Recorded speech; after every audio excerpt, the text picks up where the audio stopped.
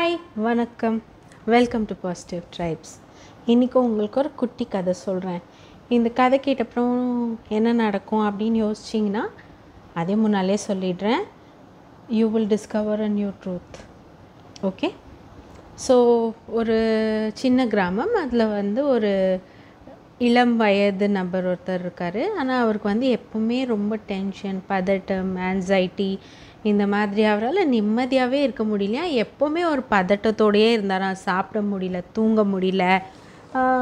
என்ன விஷயங்கள்னால் லைஃப் ரொம்ப பிரச்சனையாக இருக்குது. எனக்குன்னு யாருமே இல்லை, எனக்கு துணை யாருமே இல்லை, என்னால் யாரையுமே நம்ப முடியல, நம்புகிறவங்கெல்லாம் ஏமாத்துறாங்க, எல்லாருமே சுயநலம் பிடிச்சவங்களாக இருக்காங்க, பாஸ்டில் இந்த மாதிரி நடந்துச்சு, இவ்வளோ கஷ்டங்கள் ஃபேஸ் பண்ணியிருக்கோம், இன்னும் ஃப்யூச்சர் எப்படி இருக்குமேன்னு யோசிச்சுட்டு இருந்தானோ.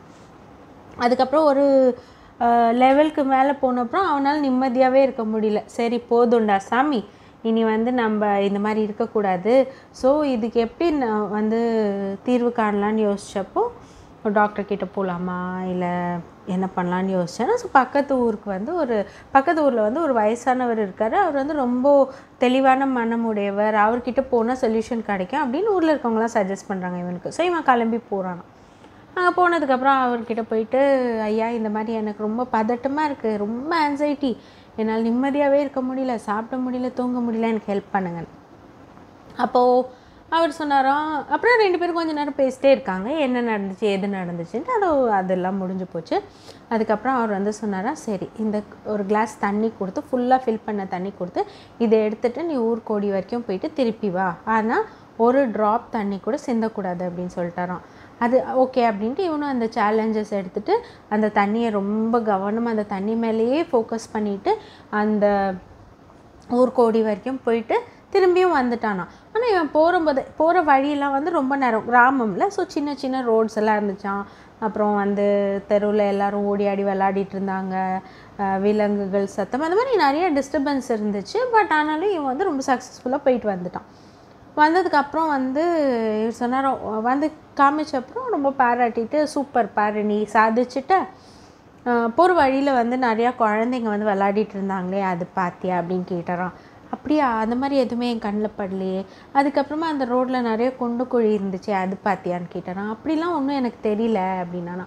இந்த மாதிரி ஒரு விஷயங்களும் இது பார்த்தியா அது பார்த்தியான்னு கேட்டுகிட்டே இருந்தப்போ ஃபைனலி அவர் கேட்டாராம், அப்புறம் எப்படி நீ இந்த தண்ணியை கொட்டாமல் கொண்டு நான் சொன்னேன்னா, நான் வேறு எதை பற்றியுமே யோசிக்கல, இந்த தண்ணியை கொட்டக்கூடாதுங்கிறதுலையே அந்த நோக்கத்தோடையே இருந்ததுனால வேறு எதுவும் என்னால் கவனிக்க முடியல அப்படின்னு. அப்போ அவர் சொன்னார், இதுதான் உன்னோட பாடம்.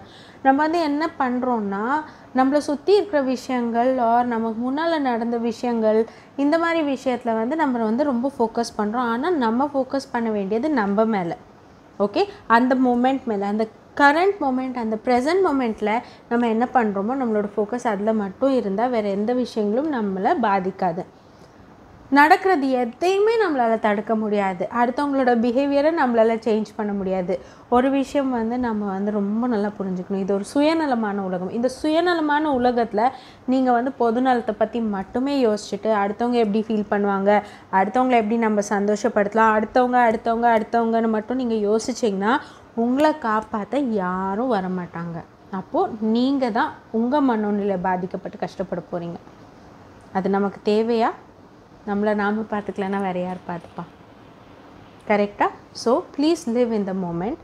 அந்த நிமிஷத்தில் என்ன நடக்குதோ அதை பற்றி மட்டும் யோசிங்க, உங்களை பற்றி மட்டும் யோசிங்க.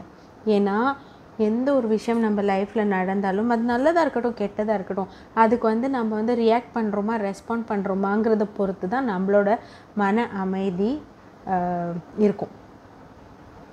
ஸோ இந்த ஸ்டோரியை இன்னொரு வாட்டி கூட கேளுங்க. இது ரொம்ப ஒரு valuable lesson. Focus on your self, focus on the moment. வேறு எதை பற்றி யோசிக்காதீங்க, எல்லாம் நல்லாவே நடக்கும், நல்லாவே மட்டும் நடக்கும். நன்றி, வணக்கம். கீப் வாட்சிங் பாசிட்டிவ் ட்ரைப்ஸ்.